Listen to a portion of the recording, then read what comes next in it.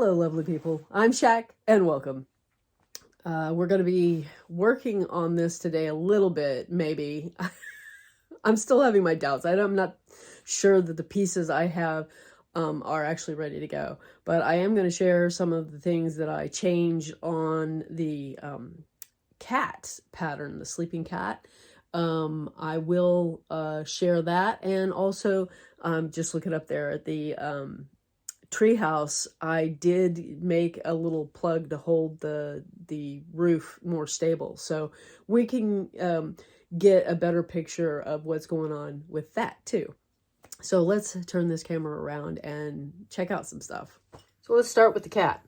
I added another layer of felt on the bottom with the hardboard from like your 2 layers of the cardboard from your cracker box cereal box. I put 2 layers of that in here, which makes the bottom flat.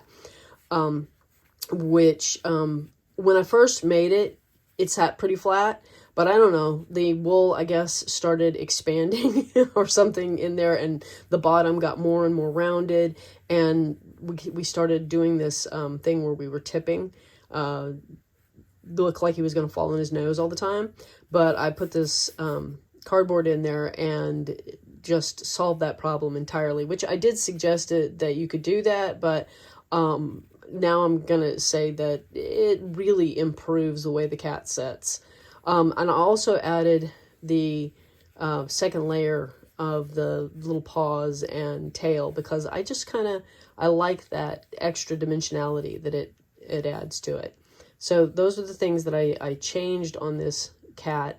All, like I said, options that are in the pattern, but I didn't do on this cat. I had just drawn around. The other thing is you can still see where I drew it, and that I left that intentionally obvious because on one of the other cats, I noticed that shading in around with a pen, just giving it a shadow, really helped the contrast on the solid colors to help it pop out even more. So you get the texture of it being another layer of fabric there, or felt, and then the shadow from the pen.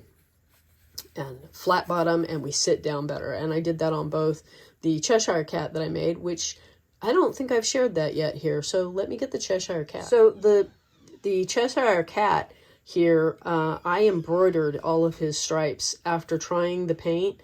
The Posca pins, I couldn't see them. I mean, they would dry, and they really didn't show up very well. So I was able to get the smile and the eyes, but the pink was just not showing up. So I embroidered all of the stripes, and I did separate stripes on the tail and the paws before applying them. And then of course you got the cardboard in the on the bottom to make him sit flat. This one really made me aware of the tipping, and I don't know what it was about the shape, but this one just was tipping really bad. Maybe I stuffed it more. Maybe there's just more wool in this one, and so it hit that the expansion and overbalance faster. It's funny because, you know, like I said, when I made the first one in this size, it sat really pretty, and I really liked the way it was sitting down, but after about a week it started tipping. So that's something to be aware of, I guess, as you make the cats. If you find that yours is wanting to tip over on its nose, just add another layer. Don't even bother with opening it up. Add another layer if you've got it, and put the cardboard in between the 2 layers of felt. It was much easier than opening it up and dealing with the stuffing and trying to get the cardboard in that way. So anyway, this is my version of the Cheshire cat. And here they are sitting on the shelf, and you can see that they are just sitting so much nicer. I don't know how well you can see this here, but the cardboard plug in the top to hold the roof better, and I added a chandelier to it as well.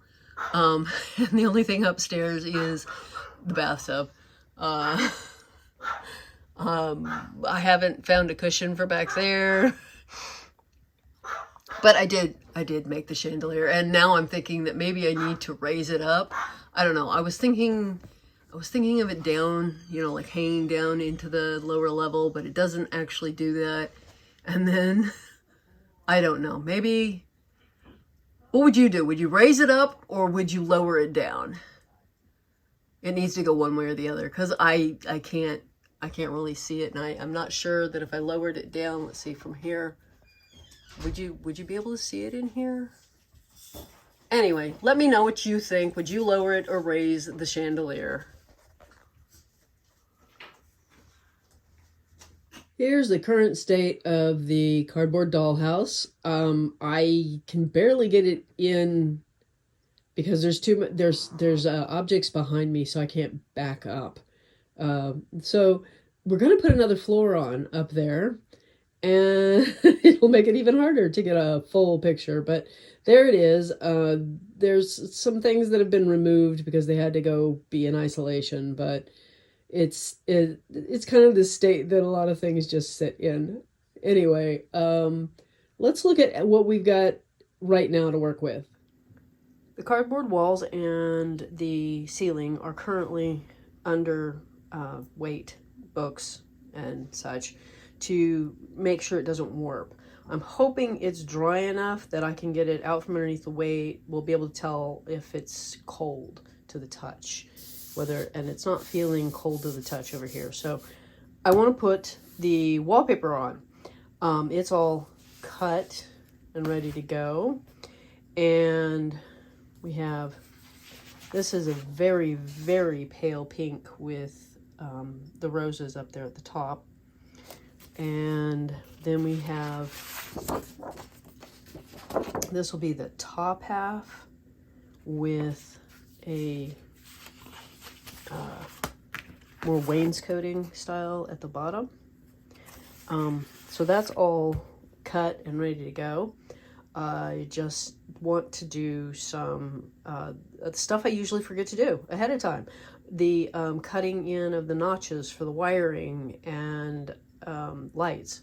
So I think I'm going to get set up to do that. Right here in the center where the most of the weight was sitting, it is still kind of cold. So I would love to just let it sit and see if it stays flat. But we need to at least get the little notches cut in. So I need to figure out which way is which. Okay, so it is 16 inches this way and 15 this way, and that's the direction of the height. So I've marked a little notch here in the top, and so I need to cut that out. And then I'll need to do the same thing on the outside walls are thicker than the inside wall. And that's just, I just didn't want to take as much space out of the room, I guess.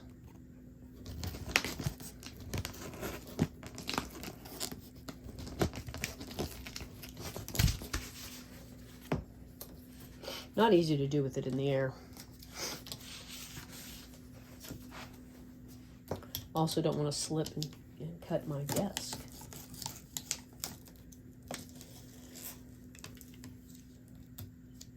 All the way through.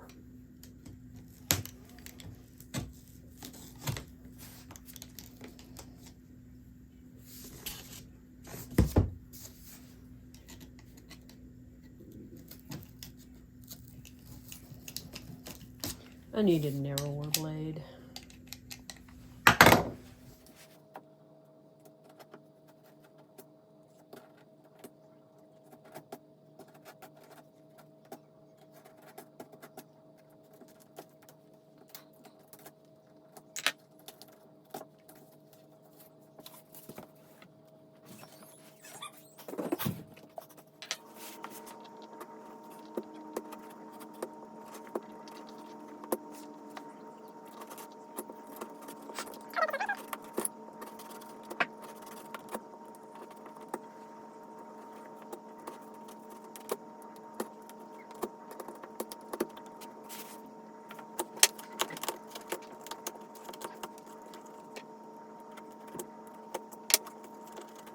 Okay, now I've got a notch out of the center supporting wall. We've got, there, no, There's a pencil line on here you probably can't see that tells me which way is up. And I went ahead and finished the other tubing. Can't see that either. Okay, so we've got the notches on the outside wall and a notch for the inside wall, the center wall, to let the lighting go through up there. But we do have a slightly damp, cold feeling in the center. Very much on this one. This one has a very cold feeling, which tells me that if I add more glue and can't clamp it down or weight it down, it's going to warp. So what I'd really like to do is wait to put the wallpaper on until this is no longer feeling that way. I think what I will do though is restack them with the one that feels the dampest. And I go get my boxes and my books and stuff and put it back on top of there. For now, I also need to finish the floor up here where the, where we're gonna finish off. So I was thinking that the flooring that I want to use needs to go up here, but we also have a space here that needs to be filled, I think. And probably just to wipe down everything up there before I start gluing. But I forgot to print out flooring, so I gotta go do that as well. I always forget how much prep needs to go into the process before getting started. I also need to decide whether or not I'm taking this tape off. I think I will. Probably replace it after. I'm trying to remember what it's there for. I don't know. May have been a way of reinforcing the glue while it dried, and I just decided not to take it off. I don't want to lose the option. Oh, we're going to run into an issue on this side. Okay. Well, we are basically wiped down now. We still have to get a piece of cardboard for this area. And you might be able to hear the printer going as I try to get down. So I spread out the paper, which you can only see a bit of it here, to see how many pieces I need. And now I'm going to glue this piece in place. Hopefully I can get it to fit in there.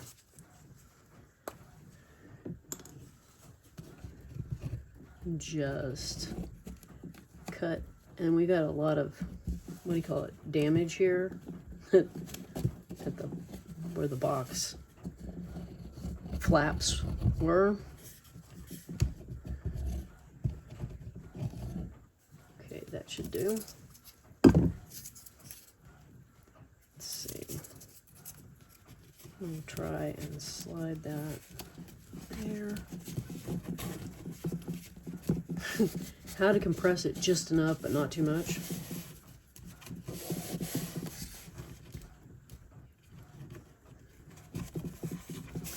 Okay, I think that'll work.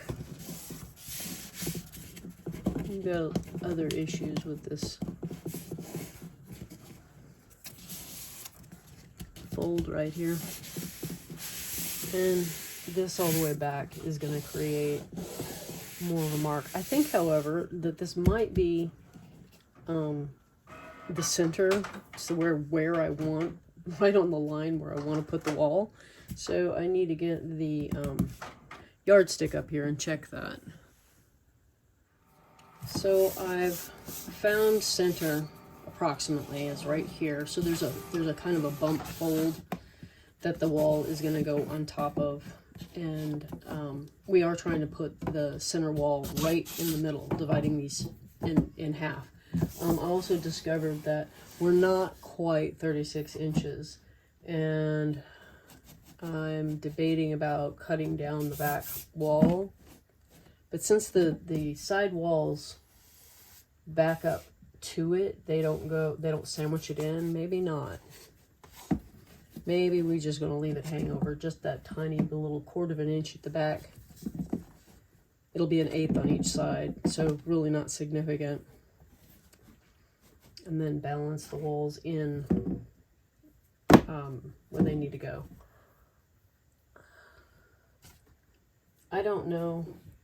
I'm looking down and I think that we have been fudging around on this 36 inches the whole way up. It's always a little bit off.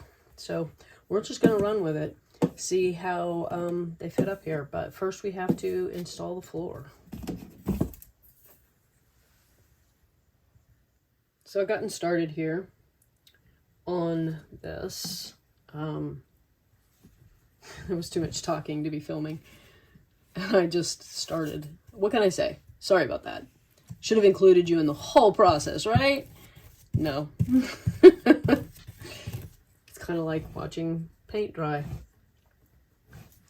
But I am going to just continue on across with this. I guess I'm using Mod Podge. And debating about whether or not to put Mod Podge on and then shellac it, or whether to just shellac it. And because the glue is coming through right where we meet up, maybe I should go ahead and Mod Podge the whole thing. Some of our lines on the flooring are not matching up. Getting a little frustrated. And we were in the right spot up here, so we may have to do a little patch right here. I think I'm going to have to find another piece and do a little patch because we didn't meet my line for where the wall goes. We also have a lot of lumps right here that are going to make it interesting. And I think I will cut the strip for patching over that wider than the tiny little bit it needs to go underneath the wall. I think I'm going to just take it all the way under the wall right there with the patch. Debating about how far to go. I don't know. I might not even worry about matching up the pattern and just slap in a piece like this. But this is what we're going to get done today, is the flooring. And so I hope that you have kind of enjoyed this and have a delightful day and a wonderful week. And I will see you in the next one. Bye-bye.